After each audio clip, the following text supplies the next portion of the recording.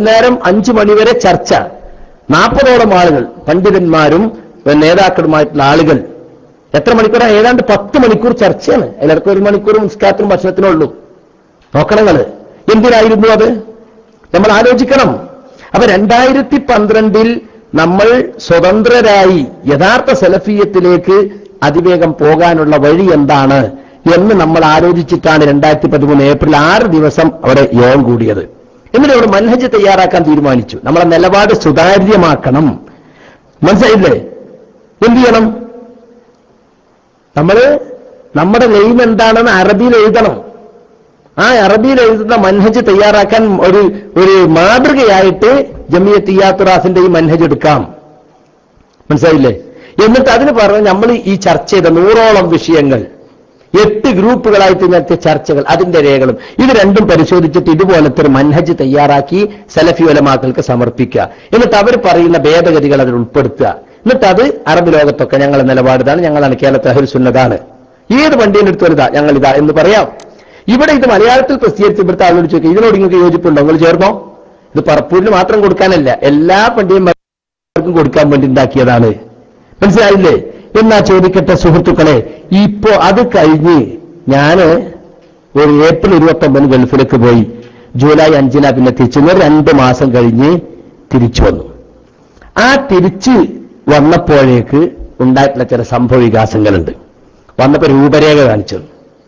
രൂപരേഖ എടുത്ത് നോക്കുമ്പോ എന്താ, പഴയ KNM പോലെ തന്നെ ജില്ലാ സമ്മേളനം, കൗൺസില്, ഓറിയന്റേഷൻ ക്യാമ്പ്, അതുപോലെ തന്നെ ലീഡർഷിപ്പ് ക്യാമ്പ്, തർബിയത്ത് ക്യാമ്പ്, ഇത് തന്നെ, ഒരു മാറ്റമല്ല. പിന്നെ QHLS, വിജ്ഞാനവേദി, ഇതൊക്കെ ഉണ്ട് കഴിഞ്ഞിട്ട്, വേറൊന്നുമില്ല. അപ്പോ ഞാൻ ഇപ്പൊ എന്താ പഴയ രൂപരേഖ തന്നെയല്ലേ? ഇത് മാത്രമല്ല, ഞാൻ വന്നതിന് ശേഷം ആളുകൾ പറഞ്ഞു, നിങ്ങൾ ദഅവാ സമിതി എന്നും പറഞ്ഞ് നിങ്ങൾ 13 ആൾ നിങ്ങൾ തെരഞ്ഞെടുത്തല്ലേ, നിങ്ങൾ പ്രസിഡന്റ് സക്കരിയ സലാഹി, പ്രസിഡന്റ് ഗൺവീർ അഷറഫ്, നിങ്ങൾ തെരഞ്ഞെടുത്തല്ലേ, നിങ്ങൾ തെരഞ്ഞെടുത്തല്ലേ.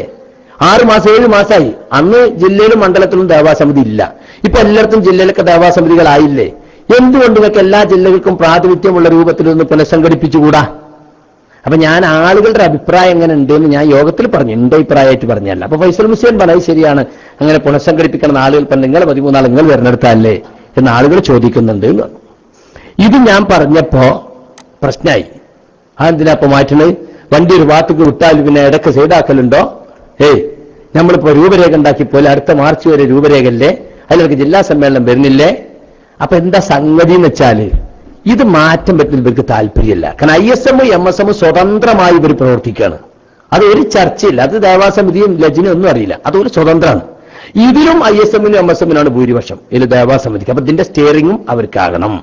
അപ്പൊ ഞാനീ പറഞ്ഞ ഞാൻ അത്ര ചിന്തിച്ചില്ല. ഞാൻ ആളുകൾ ഇങ്ങനെ പറയുന്നുണ്ട്. അപ്പൊ ഇവര് വേഗം ചിന്തിച്ചാൽ നമ്മളൊക്കെ മാറ്റിയിട്ട് ഇതിന്റെ കൺട്രോൾ, അപ്പൊ ഈ സംഘടനയുടെ മൊത്തം കൺട്രോൾ ഒരു ഗ്രൂപ്പിന്റെ കയ്യിൽ വരണം എന്നൊരു അജണ്ട അവർക്ക് ഉണ്ടായിരുന്നു എന്ന് അപ്പോഴേക്ക് മനസ്സിലായി.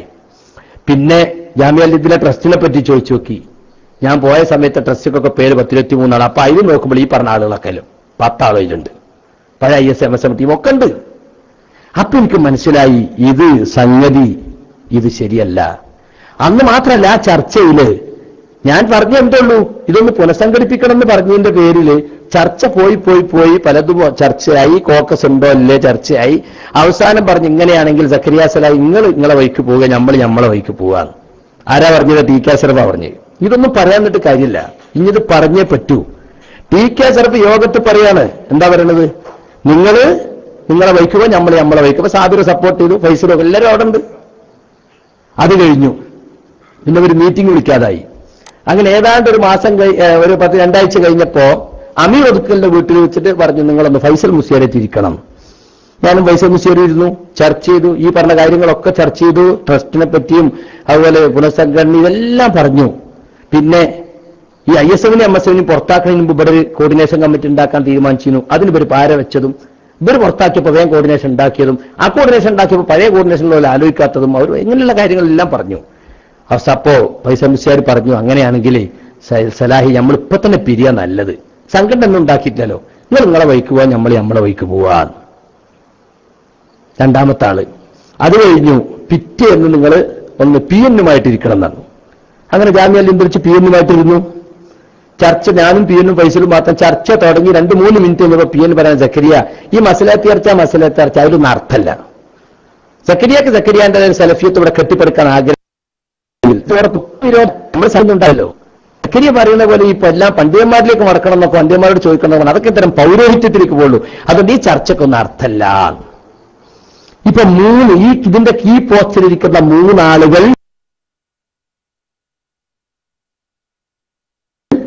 എന്നോട് നമ്മൾ വിരോധമൊന്നുമില്ല, വേറെ സംഘടന ഉണ്ടാക്കി പോയിക്കോ. പിന്നെ അതിലേക്ക് ജമാൽ ചെറുവാടിയും അയ്യൂബ് തിരുരങ്ങാടിയും കൂടി ഒരു മധ്യസ്ഥത ഇറങ്ങിയിരുന്നു. അവരന്ന് പിന്നീട് ചർച്ചകൾ 1 മണിക്കൂർ മുമ്പ് മുജാഹിദിനും കൂടി ഇരുത്തിയിട്ട് എന്നോട് പറയാണ്, അവർക്ക് പറയാനുള്ളതെല്ലാം എല്ലാ പണ്ഡിതന്മാരെയും പറഞ്ഞ് ധരിപ്പിച്ചു വെച്ചിട്ടുണ്ട്. കോല കൂടി നിൽക്കുള്ളൂ, നിങ്ങളെ കൂടെ ആരും നിൽക്കൂല, നിങ്ങൾ ഒറ്റപ്പെടാൻ പോവാണ്. അതുകൊണ്ട് നിങ്ങൾക്ക് ഇപ്പൊ നല്ലത് വേറെ കൂടെ നിൽക്കലാണ്. അല്ലെങ്കിൽ നിങ്ങൾ പുറത്തു പോവും, നിങ്ങൾ ഒറ്റപ്പെടും, നിങ്ങളെ സലഫിക്കാലത്ത് നഷ്ടപ്പെടും, വേറെ ഒന്നും ഇവിടെ സംഭവിക്കാൻ പോകുന്നില്ല. അതാണ് മധ്യസ്ഥം. ഇതെല്ലാം കൂടി കൂട്ടി വായിച്ചാൽ ഞാൻ എന്ത് മനസ്സിലാക്കണം? ഞാൻ ഇട്ടെറിഞ്ഞ് പോകുന്നല്ലോ ഇപ്പൊ പ്രസംഗിച്ചെടുക്കുന്ന ഓരോരുത്തര്. അപ്പുറത്തിരുന്ന് പ്രസംഗിക്കുക, ഗൾഫിലിരുന്നിട്ട് ഇവിടുത്തെ കാര്യം എന്താണെന്നറിയാതെ, ഇവിടെ നടക്കുന്ന തോന്യാസങ്ങൾ എന്താണെന്ന് അറിയില്ല. എന്നിട്ട് ഇവർക്ക് സപ്പോർട്ട് ചെയ്ത് സംസാരിക്കുക. എന്നെ നാട്ടിൽ നിന്ന് വിളിച്ചു, മറുനാട്ടിൽ നിന്ന് വിളിച്ചു, പ്രവാസി വിളിച്ചു, മറ്റോ വിളിച്ചു. അപ്പോഴത്തെ ചാടി പറയല. എന്താ അവിടെ ഉണ്ടായത്? അത് അന്വേഷിക്കണ്ടേ? അങ്ങനെയാണ് സുഹൃത്തുക്കളെ എനിക്ക് മനസ്സിലായി. പിന്നെ എന്താ ഓരോ ഇറങ്ങിപ്പോരാമോ, നിങ്ങൾ ഇറങ്ങിപ്പോരണോ? നിങ്ങളല്ലേ ഇതിന് മുമ്പിൽ നിന്ന് ഇപ്പൊ ചില ആൾ ചോദിക്കണം. ശരിയാണ്, എനിക്കതിൽ നിൽക്കാം, പക്ഷെ എന്ത് ചെയ്യണം? ഇവർക്കെതിൽ ഞാൻ വേറെ കോക്കസ് ഉണ്ടാക്കണം, എന്നിട്ട് ഇവർക്കെതിൽ ഞാൻ പ്രവർത്തിക്കണം.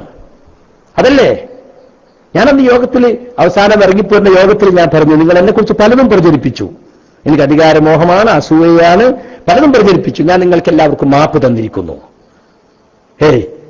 ഇനി ഇവിടെ നിൽക്കാൻ എനിക്ക് ഇതിനെതിരെ ബദൽ പ്രചരണം നടത്താൻ അറിയാം, അതിന് പറ്റിയൊരു നെറ്റ്വർക്കും ഇവിടെ ഉണ്ട്. പക്ഷെ അത് ചെയ്താൽ നമ്മൾ കദീന് പോകും, പരലോകം പോകും.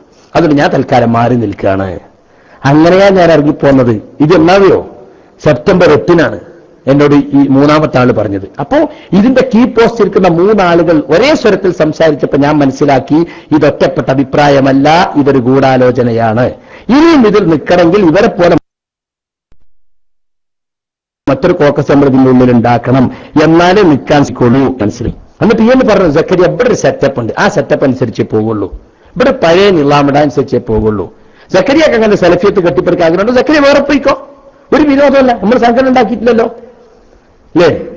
ഇത് കഴിഞ്ഞിട്ട് പിന്നെയും ഞാനതിൽ 4-5 മാസം പിടിച്ചു നിന്നു. അപ്പോൾ അവൻ നിങ്ങൾ എഴുതി തരണം നിങ്ങളെ അഭിപ്രായം. മനസ്സിലായില്ലേ? ഞാൻ എഴുതി കൊടുത്തു എന്റെ അഭിപ്രായം എന്താണ്. എന്റെ കത്ത് വായിക്കാത്തവരുണ്ടെങ്കിൽ വായിക്കണം എന്നാണ് എനിക്ക് പറയാനുള്ളത്. ഞാൻ ഒരിക്കലും സംഘടന വേണ്ട എന്നല്ല അതിൽ പറഞ്ഞിട്ടുള്ളത്. എന്റെ കത്തിൽ വളരെ വ്യക്തമായി പറഞ്ഞിട്ടുണ്ട്, സംഘടനാ സെറ്റപ്പിനെ പറ്റി പറഞ്ഞിട്ടുണ്ട്. എന്താണ് സംഘടന എന്ന് പറയുന്നതും സംഘടനയുടെ ഉദ്ദേശം എന്താണെന്നൊക്കെ കത്തിൽ പറഞ്ഞിട്ടുണ്ട്. അതിൽ ഞാൻ 1ാമത്തെ പേജിൽ എന്റെ നിലപാട്, പഴയ നമ്മുടെ സംഘടനാ സെറ്റപ്പിൽ ധാരാളം ദൂഷ്യങ്ങളുണ്ടെന്നും അതിനാൽ ആ സെറ്റപ്പ് തുടരേണ്ടതില്ലെന്നുമാണിയുള്ളവന്റെ നിലപാട്. പരസ്പര സഹായ സഹകരണത്തിന്റെ അടിസ്ഥാനത്തിലുള്ള പണ്ഡിതന്മാർ നേതൃത്വം നൽകുന്ന സംഘടിത പ്രവർത്തനമാണ് നമുക്ക് വേണ്ടത്. വേണ്ടെന്നല്ല, വേണമെന്നാണ്. ദീനീ പ്രവർത്തനങ്ങൾക്ക് സംഘടന രൂപീകരിക്കാൻ അനുമതി നൽകിയ പണ്ഡിതന്മാർ തന്നെ അതിന് വ്യക്തമായ നിബന്ധനകൾ വെച്ചിട്ടുണ്ട്. പ്രസ്തുത നിബന്ധനകൾ കർശനമായി പാലിക്കുന്ന സംഘടനാ സംവിധാനമാണ് നമുക്ക് വേണ്ടത്. ഇനി ഏത് രൂപത്തിലുള്ള സംഘടനാ സംവിധാനമാണ് വേണ്ടതെന്ന് സലഫി ഉലമാക്കളോട് ചോദിച്ചറിഞ്ഞ ശേഷം മാത്രമേ ഇക്കാര്യത്തിൽ നമുക്ക് ചർച്ചകളും തീരുമാനങ്ങളുമായി നിലപാട് പ്രഖ്യാപിക്കേണ്ടതുള്ളൂ. കണ്ടോ? അപ്പൊ വ്യക്തമായിട്ട് ഞാൻ പറഞ്ഞു. ഇനി അവസാന ഭാഗം വേണമെങ്കിൽ നിങ്ങൾക്കൊന്ന് നമ്മുടെ ഭാവി തലമുറയ്ക്കെങ്കിലും രാഷ്ട്രീയ കളികളിൽ നിന്നും മുക്തമായ സംഘടനാ പരിപാടികളുമായി മുന്നേറാൻ സാധിക്കട്ടെ എന്ന നിലക്കാണ് ഈ നിർദ്ദേശങ്ങൾ ഞാൻ സമർപ്പിക്കുന്നത്. സലഫി ദഅവത്തുമായി ലോക സലഫി പണ്ഡിതന്മാരുടെ ഉപദേശ നിർദ്ദേശങ്ങൾക്കനുസരിച്ച് മുന്നേറാൻ അള്ളാഹു നമ്മെ സഹായിക്കട്ടെ. വിനയപൂർവ്വം കെ സക്കരിയ സലാഹി 19/11/2013 നവംബർ 19-നാണ് ഞാൻ ഈ കത്ത് കൊടുക്കുന്നത്. മനസ്സിലായില്ലേ? അത് കഴിഞ്ഞിട്ട് കുറച്ച് ദിവസം കഴിഞ്ഞിട്ട് മലപ്പുറത്ത് ഒരു സെമിനാർ ഉണ്ടായിരുന്നു, ഈസ്റ്റ് ജില്ലാ കമ്മിറ്റി സംഘടിപ്പിച്ച്. അതിൽ ഞാൻ എന്ത് സംഘടനയിൽ എങ്ങനെയാണ് പക്ഷപാതിത്വം വരുന്നത് എന്ന് വിശദീകരിച്ചപ്പോൾ സംഘടനയുടെ ഷർത്തുകൾ ഞാൻ അവിടെ പറഞ്ഞു. വലിയ കോലാഹലയില്ലേ? കാരണം എന്താ, ഈ കത്ത് കൊടുത്ത യോഗത്തിൽ അവർ പറഞ്ഞെന്താണ്, ഞങ്ങൾക്ക് ആർക്കും ചോദിക്കേണ്ട ആവശ്യമില്ല, സലഫി ഉലമാക്കളോട് ഈ സെറ്റപ്പിനെ പറ്റി ഞങ്ങൾക്ക് യാതൊരു സംശയമല്ല, അതുകൊണ്ട് ചോദിക്കേണ്ട ആവശ്യമില്ല, അനാവശ്യ ചോദ്യം അത്. അവർക്ക് ചോദിച്ചാൽ തന്നെ ഇവിടുത്തെ സ്ഥിതി ഇവിടുത്തെ സാഹചര്യം അവർക്ക് മനസ്സിലാവില്ല. അത് ഹുസൈൻ സലഫിണ്ട്, സാലിംക്കുണ്ട്. ഹുസൈൻ സലഫിക്ക് പറയാം, സാഹചര്യം മനസ്സിലാവില്ല അവർക്ക്, ഗൾഫ് പണ്ഡിതന്മാർക്ക്. അതുകൊണ്ട് അപ്പൊ ഞാൻ പറഞ്ഞു UK സാഹചര്യം, ആഫ്രിക്കയിലെ സാഹചര്യം, അമേരിക്ക, കേരളത്തിന്റെ ഇന്ത്യന്റെ മാത്രം സാഹചര്യം മനസ്സിലാകാത്തതുണ്ടോ എന്നൊക്കെ ചോദിക്കണ്ടെങ്കിൽ എനിക്ക് ചോദിക്കണം. നിങ്ങൾ ചോദിച്ചോ, അവസാനം തീരുമാനിച്ചെന്നാ ചോദിക്കാം. നിങ്ങൾ ചോദിച്ചോളും, ചോദിച്ചിട്ട് മറുപടി കിട്ടുമ്പോൾ വരിയും. അപ്പൊ ഖുർആനോട് സുന്നത്തോട് ചോദിച്ച എന്തെങ്കിലും ഉണ്ടെങ്കിൽ അപ്പൊ എടുക്കുക, അപ്പൊ ആലോചിക്കുക. അതുവരെ നമ്മൾ ഈ പോണ പോക്കല് നമുക്ക് സഹകരിച്ചു പോയിക്കൂടെ വരും. സഹകരിച്ചു പോകാന്ന് ഞാൻ പറഞ്ഞതാ. അപ്പൊ മലപ്പുറത്ത് പിന്നെ ഞാൻ ഷർത്തുകൾ പ്രസംഗിച്ചപ്പോ അത് കഴിഞ്ഞിട്ട് പിന്നെ കൂടുന്നത് ലജ്നയും അതായത് നമ്മളെ KJയും ദേവാസമിതിയും കൂടി SM പ്രസിഡന്റ് സെക്രട്ടറി 23 ആൾ കോഴിക്കോട് ഓഫീസിൽ. അത് 28-ാം തീയതി അല്ലേ, 28 ഈ 28-ാം തീയതി കൂടുന്ന ആ ദിവസത്തിൽ അന്ന് ഈ പറഞ്ഞ പോലെ എല്ലാവരും കൂടിയിട്ടുണ്ടല്ലോ. അന്ന് അവർ പറഞ്ഞു, നിങ്ങൾ മലപ്പുറത്ത് വെച്ച് ഷർത്തുകൾ പറഞ്ഞത് തെറ്റായിപ്പോയി, അത് പറയാൻ പാടില്ലായിരുന്നു. അത് കേട്ടാ സംഘടന വേണ്ടാന്നുള്ള മെസ്സേജാണ് ജനങ്ങൾക്ക് കിട്ടുക. കണ്ടോ, വേണ്ടാന്നുള്ള മെസ്സേജാണ് ജനങ്ങൾക്ക് കിട്ടുക. ഇത് യഥാർത്ഥത്തിൽ ഇവരെ മാത്രമല്ല, നിങ്ങൾ മനസ്സിലാക്കേണ്ട ഒരു കാര്യം എന്താ വെച്ചാൽ, എന്നോട് ഇറങ്ങിപ്പോകാൻ പറഞ്ഞല്ലോ സെപ്റ്റംബർ 8-ന്. അത് കഴിഞ്ഞിട്ട് നടന്നിട്ടുള്ള ഇവരുടെ ഒരുപാട് യോഗങ്ങളിൽ വളരെ വ്യക്തമായി ഇവരത് താഴെ തലത്തിലേക്ക് കൊടുത്തിട്ടുണ്ട്. ഒന്ന് MSM state council Wayanad September 13 മുതൽ 15 വരെ. അതിന് ദമ്മാജും ഫോട്ടോ സാജിദായിട്ടുള്ള ബന്ധവും ഇതൊക്കെ പറഞ്ഞ് ആളെ പേര് മാത്രം പറഞ്ഞില്ല എന്ന് മാത്രം. അതുപോലെ ISM ഓറിയന്റേഷൻ ക്യാമ്പ് അതേ സെപ്റ്റംബറിൽ നടന്നു, മലപ്പുറത്തും കോഴിക്കോടൊക്കെ നടന്നിട്ടുണ്ട്. അതിലും ഇത് തന്നെ പറഞ്ഞു. പിന്നെ 10-11-2013 നവംബർ 10 ഞാൻ കത്ത് കൊടുക്കുന്ന 9 ദിവസം മുമ്പ് ISM ഡിസ്ട്രിക്ട് പ്രസിഡന്റ് സെക്രട്ടറിമാരുടെ മീറ്റിംഗ്. അതിൽ ഷമീർ മദീൻ, ഹംസ മദീൻ ക്ലാസ് എടുത്തു. സംഘടന ജായിതാണെന്നിട്ട് ഫാസിൽ എന്ന് പറയുന്ന സംസ്ഥാന സെക്രട്ടറി തൃശ്ശൂരിലുള്ള ഒരു പ്രവർത്തകനെ തൃശ്ശൂർ ജില്ലാ സെക്രട്ടറിയെ വിളിക്കുകയാണ്. 31-10 വിളിക്കുകയാണ്. എന്താണ്, ഷാജഹാൻ വെങ്കടങ്ങനോട് ചോദിക്കുകയാണ്, നാളെ ഒരു മീറ്റിംഗ് ഉണ്ട്, പ്രധാന മീറ്റിംഗ് ആണ്, വരണം. അവിടെ സംഘടന വേണ്ടെന്നുള്ള വാദക്കാരുണ്ട്. അവിടെ കേച്ചേരി കുറച്ച് കുട്ടികളുണ്ടായിരുന്നു, സുബൈർ മങ്കടന്റെ ആളുകൾ. നമ്മൾ ഫൈസൽ മുസ്ലിയാരെ കൊണ്ടുവന്ന മറുപടി വെച്ചു. അല്ല, അതിനെപ്പറ്റി നമ്മളടിയിൽ സംഘടന വേണ്ടെന്നുള്ള ആളുകളുണ്ടോ? പിയാലും ഞെട്ടിപ്പോയി. അങ്ങനെ ഒരു വാദം എല്ലാവരും ഇല്ലല്ലോ. അല്ല, അങ്ങനെ ഉണ്ടെങ്കിൽ അവരാരും യോഗത്ത് കൊണ്ടുവരണ്ടെന്ന് പറയാനാണ് ഫാസിൽ വിളിച്ച് പറയാ. അല്ല, ആലോചിച്ച് നോക്കണം. അതായത് 10-11-2013 അപ്പൊ ഞാൻ കത്ത് കൊടുക്കുന്നതിന് മുമ്പ് തന്നെ താഴെ തലങ്ങളിലേക്ക് ഇത് എത്തിയിട്ടുണ്ട്. എന്നെ ഒഴിവാക്കാൻ അവർ തീരുമാനിച്ചതിന്റെ തെളിവാത്. പേര് പറയാതെ കോക്കസർ ആദ്യതാണ് ചെയ്ത്. ജിന്നിനെ വിളിച്ച് പ്രാർത്ഥിക്കുന്നവരുണ്ട് എന്ന് പറയാം, പ്രചരിപ്പിക്കാം. പക്ഷെ എന്ത് പറയുന്നില്ല?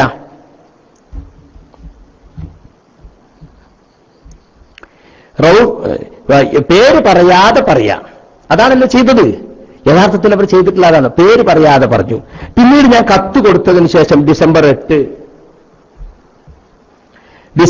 MS സംസ്ഥാന സ്ഥാനത്ത് അതിൽ ഞാൻ പോന്നതിന് ശേഷം പേരെടുത്തു തന്നെ പറയാൻ തുടങ്ങി.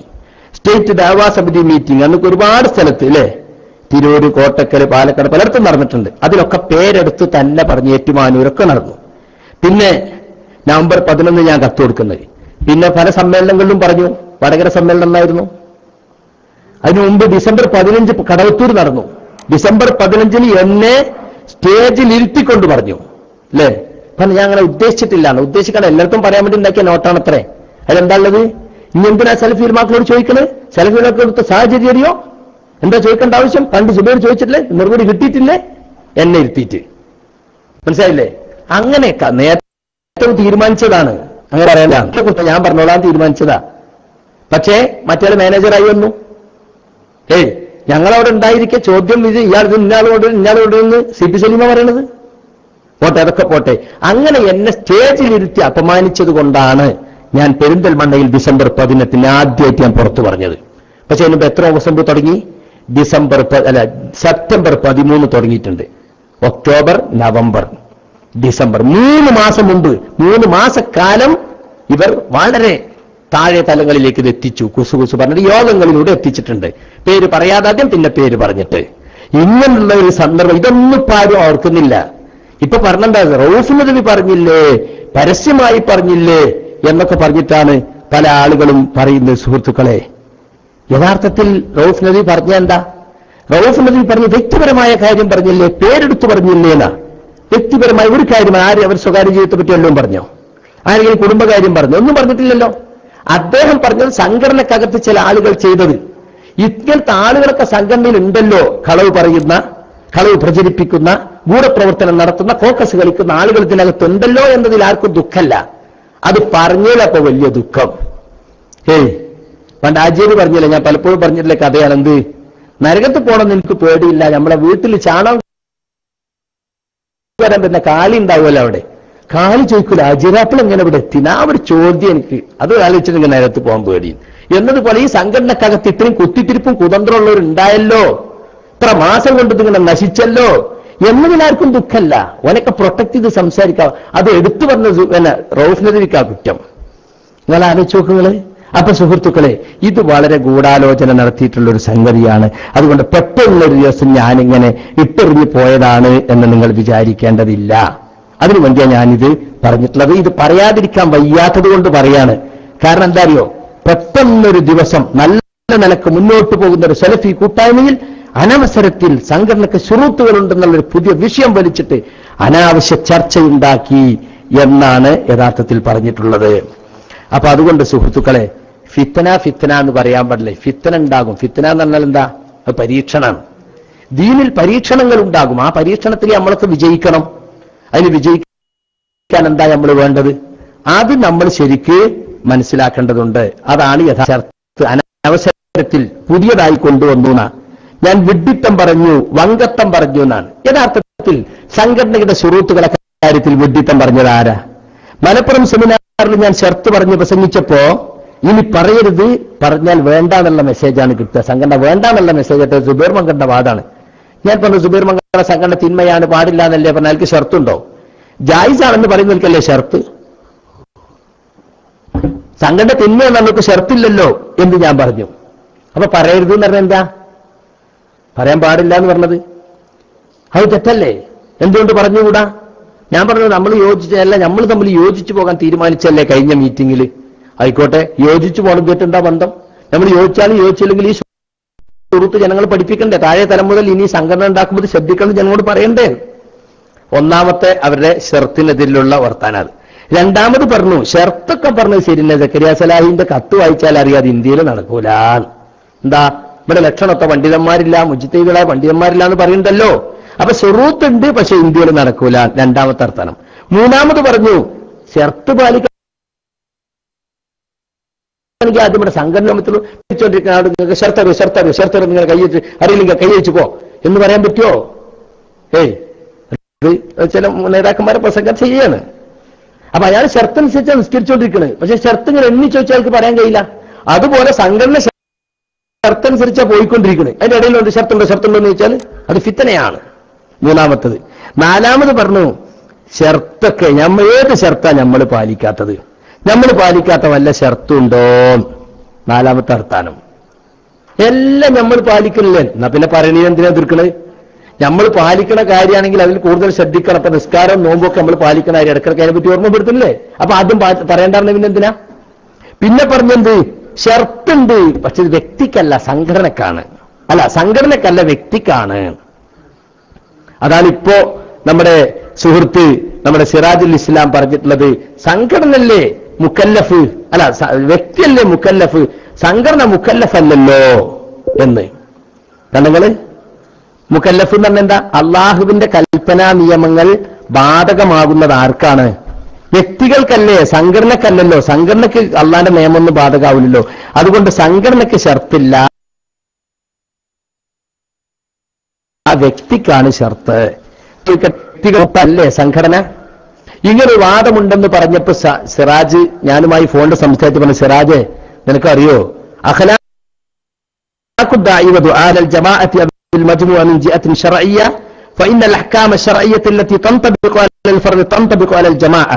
ഒരു സംഘം അല്ലെങ്കിൽ ഒരു വിഭാഗത്തിലേക്ക് ശറഈന്റെ വീക്ഷണത്തിലൂടെ നമ്മൾ നോക്കിയാൽ ഒരു വ്യക്തിക്ക് ബാധകമാകുന്ന ശറഈയായ ഹുക്മുകളൊക്കെ സംഘടനക്കും ബാധകമാണ്.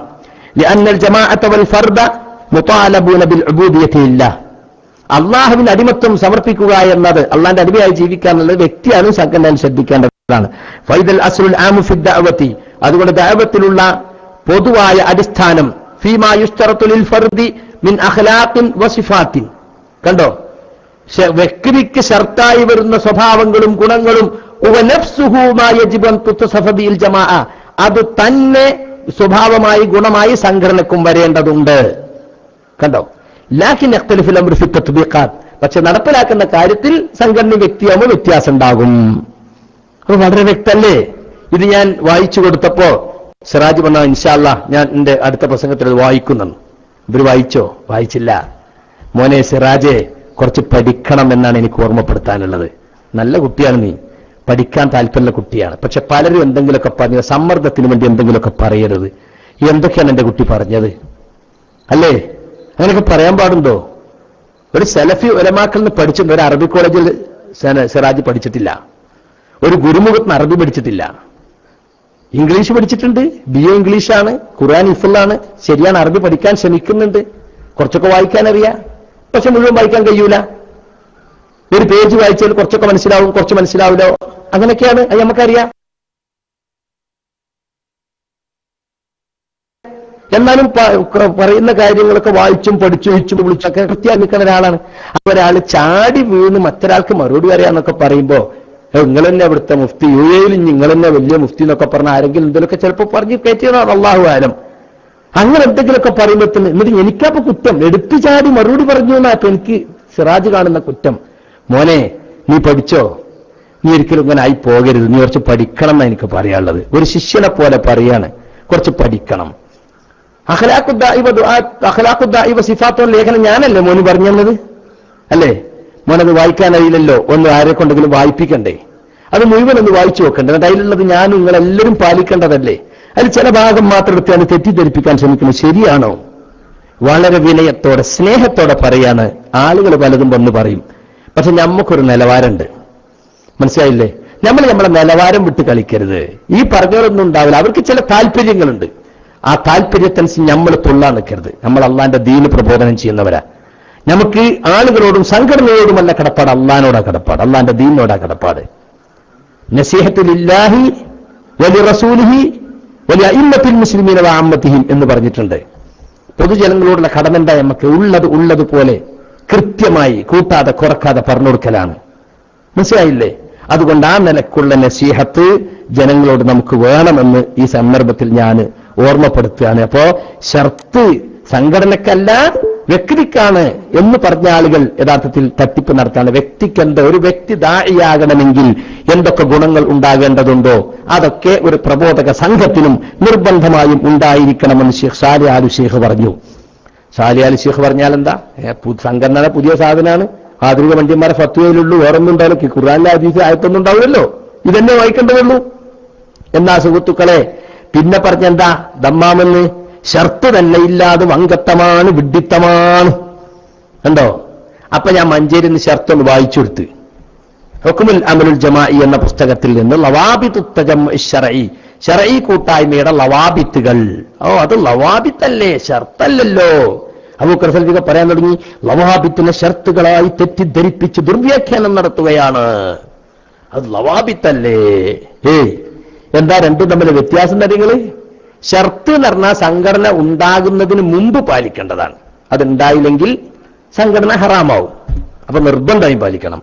ലവാബിത്ത് പറഞ്ഞാൽ സംഘടനാ വീതിയിൽ പാലിക്കേണ്ട, സംഘടന ഉണ്ടായതിനു ശേഷം സംഘടനാ വീതിയിൽ പാലിക്കേണ്ട നിയമങ്ങളാണ്, ഡയറക്ഷൻസ് ആണ്. അത് പാലിച്ചോളണമെന്നൊന്നുമില്ല. ഷമീർ മദീനി ഒരാളോട് പറഞ്ഞു കൊടുത്ത്, മോനെ ഞാൻ പറഞ്ഞുതരാം, അതായത് ഇപ്പോ ഒന്നുണ്ടാക്കുക, അത് നിസ്കാരത്തിന്റെ ഷർത്താ. ഒന്നുമില്ലെങ്കിൽ നിസ്കാരമില്ല. എന്നാ വെള്ളക്കുപ്പായിടലോ? വെള്ളക്കുപ്പായിടലോ നിസ്കാരത്തിന് ഷർത്തേറ്റിയ അല്ല, അതാവില്ല ലാബിത്ത്. അത് വേണമെങ്കിൽ ഇട്ടാ മതി, ഇട്ടാ നല്ലതാണ്. ഇട്ടോളൊന്നുമില്ല, വേറെ വെള്ളക്കുപ്പായ അല്ലാത്ത കുപ്പായ ഇവിടെ നിസ്കരിക്കുമ്പോ. ഇതുപോലെയാണ് ലാബിത്ത്. പക്ഷേ നമ്മളെ സിറാജ് ഇപ്പൊ എന്താ പറഞ്ഞറിയോ? ലവാബിത്ത് എന്നും പറയാ, ഷർത്തും പറയാ, രണ്ടും പണ്ഡിതന്മാർ ഉപയോഗിച്ചിട്ടുണ്ട്. എത്ര അഭിപ്രായമായി? 9 അഭിപ്രായമായി. ഷർത്ത് സംബന്ധമായിട്ട് 9 അഭിപ്രായം. തനാഖുദുൽ കലാം യദുല്ലു അലാ ബുത്ലാനിഹി, പണ്ഡിതന്മാർ പറയുന്ന വാക്കാത് കണ്ടോ? വാക്കുകളിലുള്ള വൈരുദ്ധ്യം തന്നെ അത് ബാത്തിലാണ് എന്നതിന്റെ തെളിവാണ്. കേന്നും ഒരു ജിന്ന് കൈകാര്യം ചെയ്ത മാതിരി ഷർത്ത് കൈകാര്യം ചെയ്ത് ഇവർക്ക് തിരിഞ്ഞില്ല. എന്താണ് കേന്നമ്മേർക്ക് മടവൂരികൾ ജിന്നും കൊണ്ട് ചാടിയപ്പോൾ എങ്ങനെയാ നേരിടുന്നതെന്ന് തിരിഞ്ഞില്ലല്ലോ. ആരും ഒന്നും പറയുമ്പോൾ എന്താ പറഞ്ഞോട്ട് പറഞ്ഞ ആദ്യം. പിന്നെ പറഞ്ഞു എന്ത്? നിങ്ങളെ ശാസിച്ചിരിക്കുന്നു, ചിന്തത്ത് കൊടുത്ത്. പിന്നെ പറഞ്ഞു മറുപടി അറിയാം, പക്ഷേ എന്തേ പറയാവൂ? യുവനബുക്കിനുണ്ട്, ഷബാബിനുണ്ട്, അതേ പറയാവൂ എന്ന് പറഞ്ഞു. എന്തെല്ലാം കളി കളിച്ചു നോക്കി. അവസാനം എന്താ? ഈ മാനം കെട്ടില്ലേ? എന്നിട്ട് ജിന്ന് പറയാൻ പാടില്ല എന്നുള്ളതിലൊരേ തെളിവ് അബ്ദുറഹ്മാൻ സലഫിന്റെ. ആ തെളിവ് അപ്പൊ സിറാജ് എടുത്തുള്ളത്. ഈ വിഷയം പറയാൻ പാടില്ല, ജിന്ന് പറയാൻ പാടില്ല എന്നല്ല അബ്ദുറഹ്മാൻ സലഫി ഓതിയെ ലാ ഇലാഹ ഇല്ലല്ലാഹ് പറഞ്ഞപ്പോ ഉമർ ഖത്താബ് അടിച്ചു എന്ന് പറഞ്ഞ് ആ ഹദീസ് ടപ്പ് അടക്കണേ. ഒരു ഗതികേട് ആലോചിച്ച് നിങ്ങള്. അപ്പൊ ഷർത്തുകളെ പറ്റി വങ്കത്തം പറഞ്ഞത് ആരാ? വിഡ്ഢിത്തം പറഞ്ഞത് ആരാ? ഞാനാണോ? നിങ്ങളൊന്ന് പരിശോധിക്കാൻ വേണ്ടിയാ ഞാനിത് പറഞ്ഞത്. സുഹൃത്തുക്കളെ, ഷർത്തുകൾ പണ്ഡിതന്മാര് പറഞ്ഞിട്ടുണ്ട്. ഇതാ ഞാൻ സെയ്ദ് മദ്ഖലിയുടെ ആദ്യം ഒന്ന് വായിക്കാം. സെയ്ദ് മദ്ഖലി എന്ന് പറഞ്ഞാൽ അറിയപ്പെട്ട ഒരു സലഫി പണ്ഡിതനാണ്.